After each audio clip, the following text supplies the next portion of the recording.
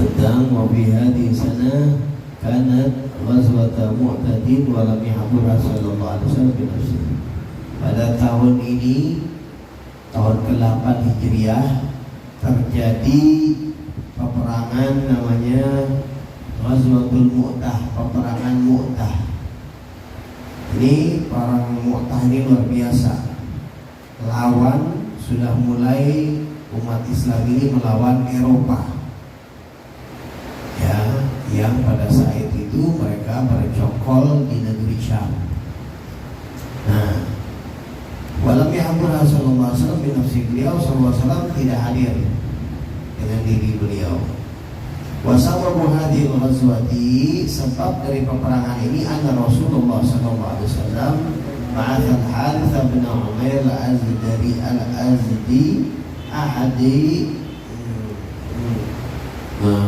ahada bani Lahbin bi kitabihi ila Syam ila Malik Rum.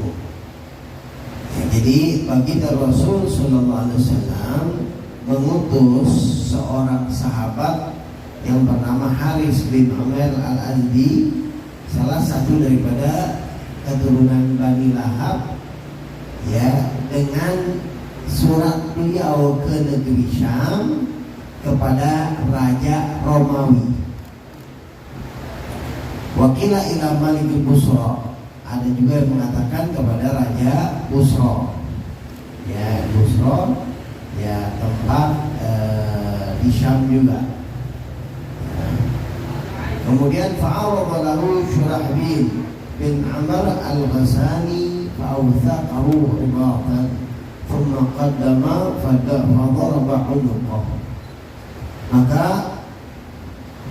ya dihalang oleh Syurahbil bin Amr al-Ghazani, ya, kemudian diikat, dan setelah itu dibunuh, dipenggal lehernya. Jadi utusan, mereka paham kalau yang namanya utusan tidak boleh diganggu. Kalau yang namanya utusan itu harus dijaga. Ya, karena dia pembawa surat, pembawa amanat, maka nggak boleh dibunuh. Ini dibunuh. Ya, walam yuqtal li Rasulillah sallallahu alaihi wasallam rasulun ghairuh. Tidak ada utusan Rasul sallallahu alaihi wasallam, ya, yang diperintahkan untuk menyampaikan surat, ya, yang terbunuh selain beliau, nggak ada. Ke negeri Romawi, ke Eropanya di sana ada namanya ke Persia, ke Romawi, yang karena Romawi terpecah dua, Romawi Timur, Romawi Barat, ya, diantaranya ke Herakl sana. Gak ada semuanya itu seperti itu, aman-aman aja, kecuali satu ini. Maka fasyaddada dzalika alaihi hina balaghul khabar anhu, maka Rasul sallallahu alaihi wasallam ya merasa sedih, merasa berat menerima kabar itu ketika itu sampai kepada kabar kepada beliau. Fa ba'atha hadzal jaysh, maka beliau mengirim pasukan, ya, di umat Islam. Ya, padahal kalau dilihat jumlah pada saat itu belum banyak. Jumlah pada saat itu umat Islam belum banyak. Tapi ini permasalahannya adalah penghinaan. Kalau sudah berani membunuh utusan, berarti ini penghinaan. Ya. Maka Amar alaihim Zaid bin Harithah, maka Rasul sallallahu alaihi wasallam ya menjadikan pimpinan mereka adalah Zaid bin Harithah. Jadi Sayyidina Zaid pimpin di dalam peperangan itu. Waqal, dan beliau mengatakan in qutila Zaidun fa Ja'far, apabila Zaid meninggal, maka Sayyidina Ja'far jadi yang gantinya. Sayyidina Ja'far ini misalnya Rasul SAW. Ya, Sayyidina Zaid ini anak angkatnya Rasul SAW. Ini orang-orang dekatnya Rasul SAW. Ya, kemudian wa in qutila Ja'far fa Abdullah bin Rawahah. Dan apabila Ja'far meninggal, terbunuh, maka bendera ini harus terus dipegang oleh Abdullah bin Rawahah. Faqatala Zaidun bin Rayati hatta qutila. Maka Zaid bin Harithah beliau maju memimpin peperangan sehingga beliau terbunuh. Kemudian Ja'far, kemudian Sayyidina Ja'far mengambil bendera kepemimpinan itu. Beliau mimpin, beliau terus maju dalam peperangan. Faqatala qitalan syadidan, beliau berperang dengan peperangan yang luar biasa.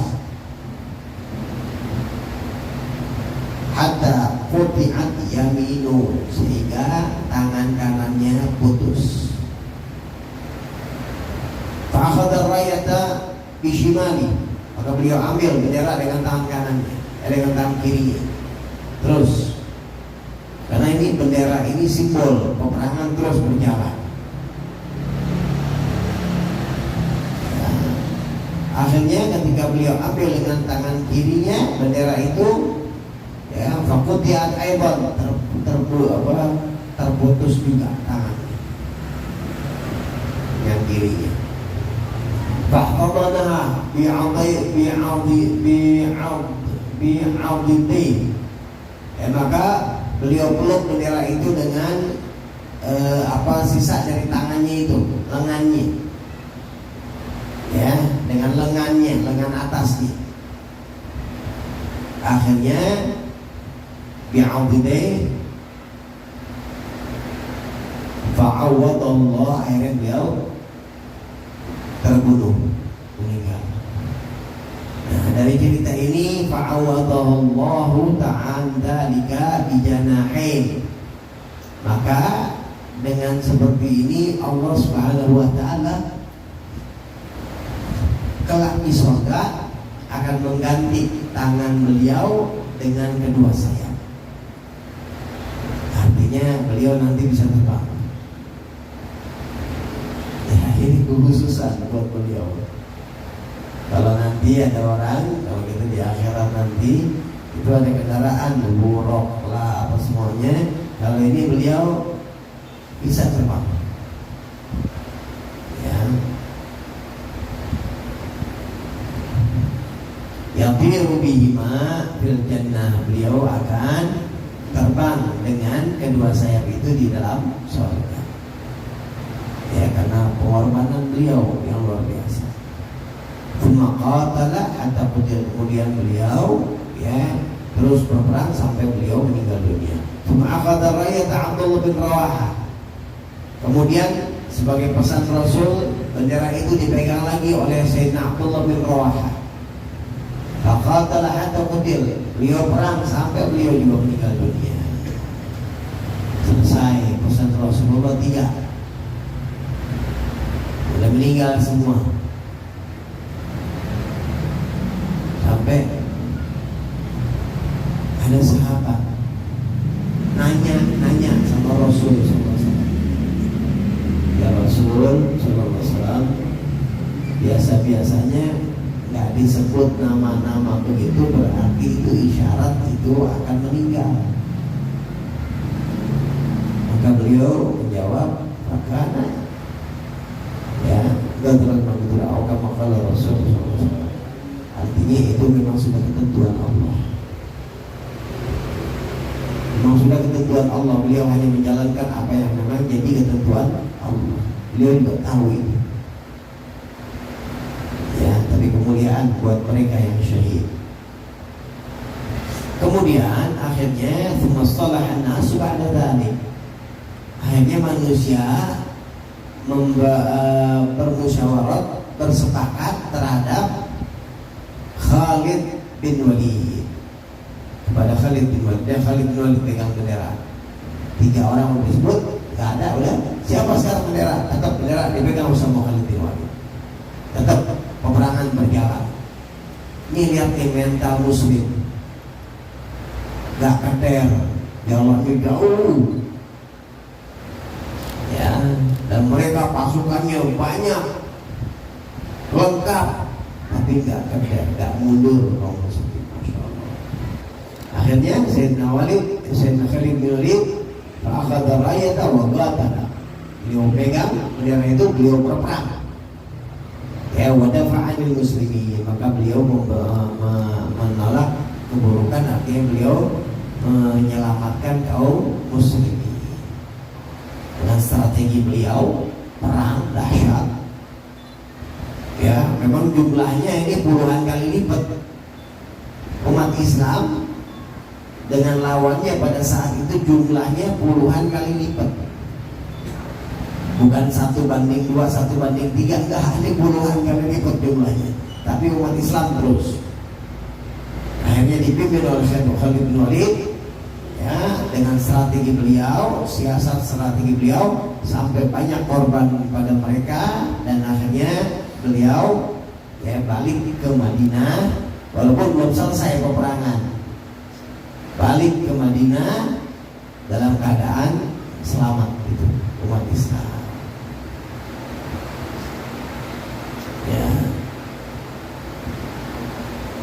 Ya, nantilah kita lanjutin lagi itu sejarah ya.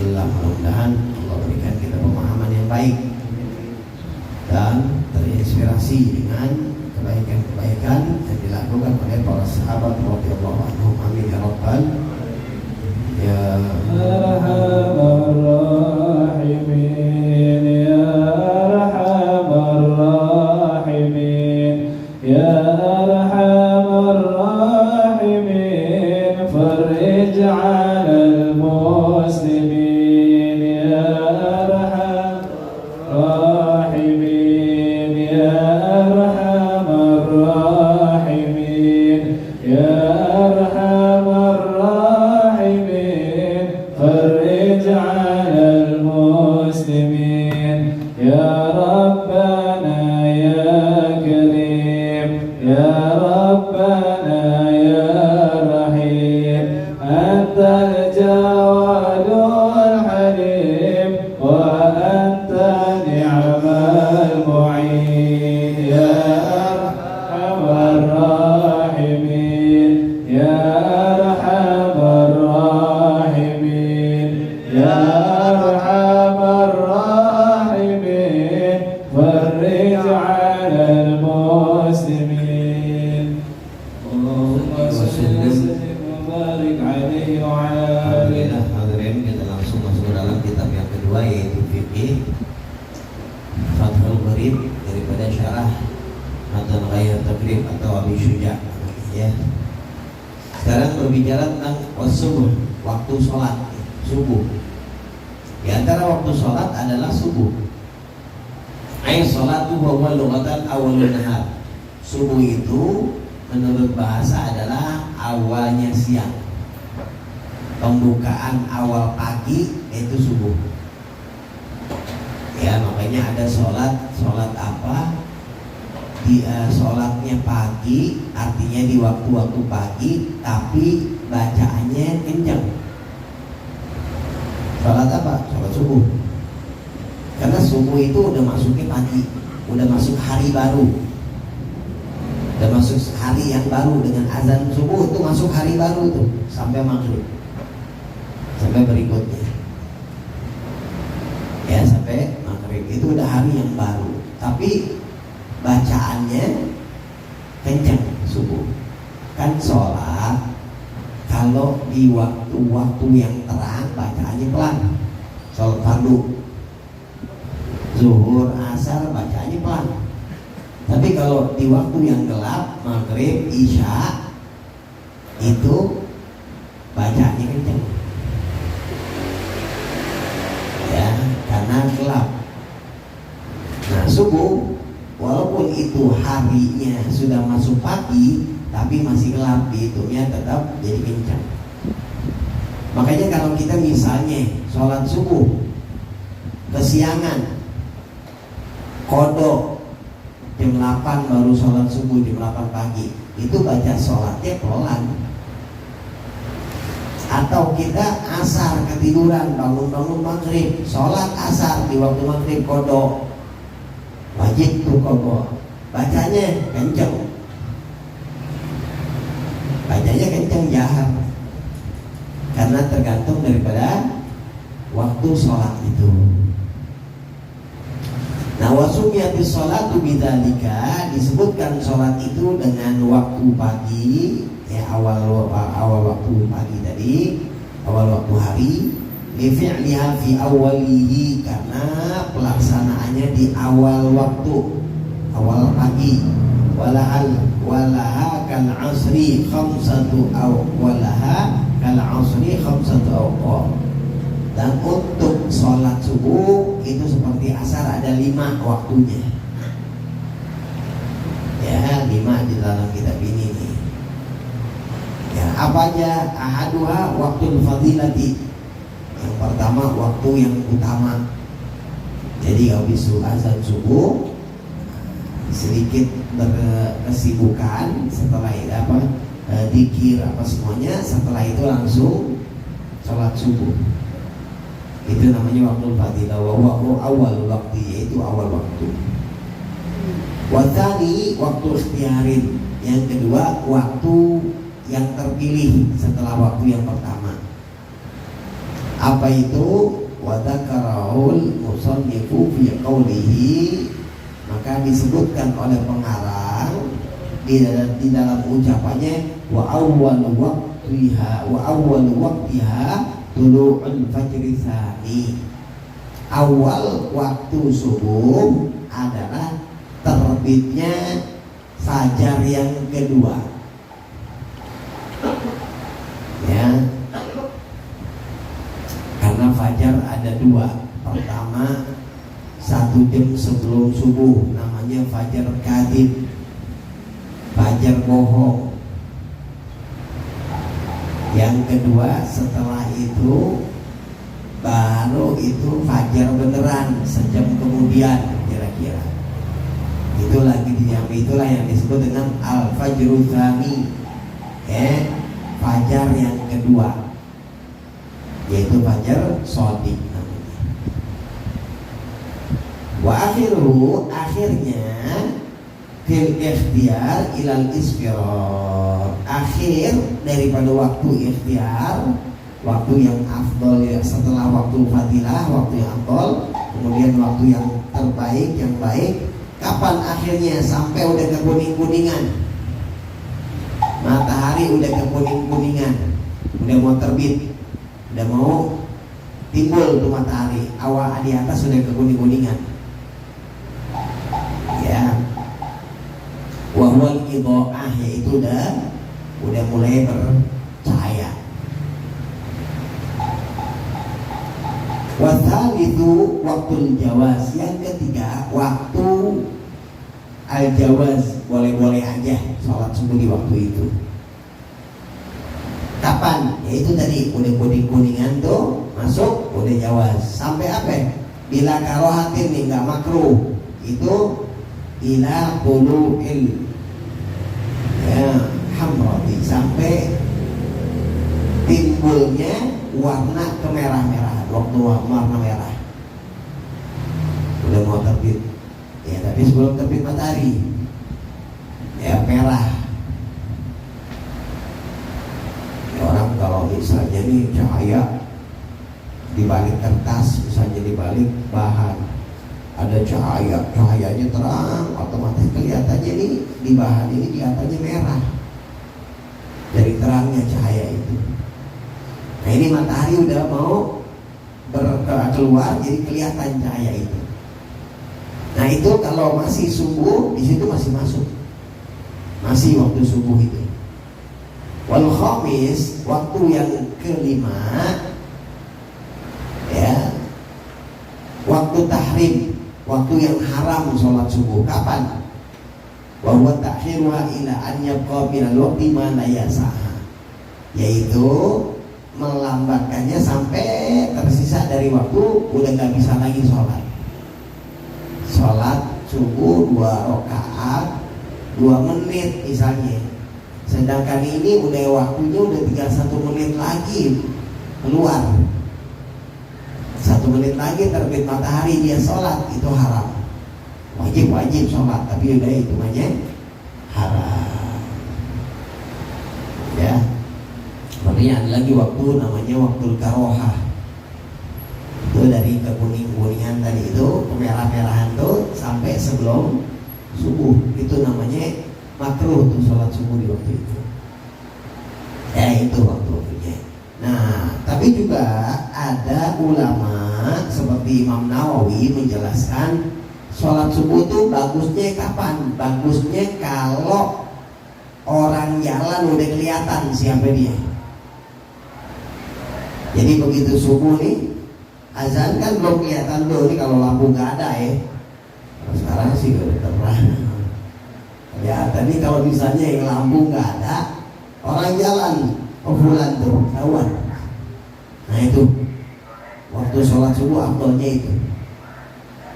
Jadi jangan langsung sholat, biarin dulu biar orang pada bisa kumpul lewat, kelihatan agak terang-terangan, bukan terang banget, akhirnya agak udah bisa lah orang, kalau nggak gelap gulita banget istilahnya. Nah itu afdolnya seperti itu kalau menurut Imam Nawawi ya. Baik, mudah-mudahan Allah maafkan dosa kita, jadikan ilmu kita manfaat dunia dan akhirat. Orang Muhammad Nabi Al-Fatihah.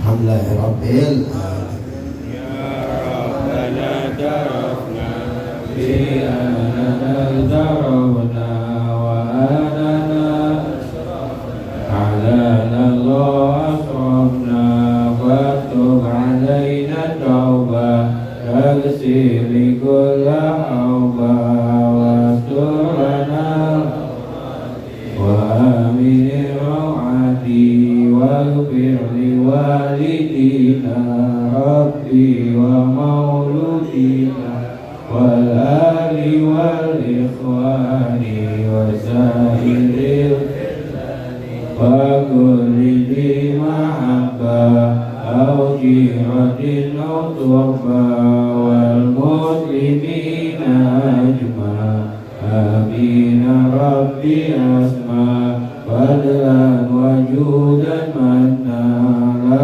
bihtisan bil Mustafa Rasulina Allah bi kulli suli bil Mustafa Rasulina Allah bi kulli suli bil Mustafa Rasulina Allah bi kulli suli Salam wa salam Rabbi alaihi adal habib wa alihi wa sahbihi idada tafsi syurbi walhamdulillah fil badri wa tanazul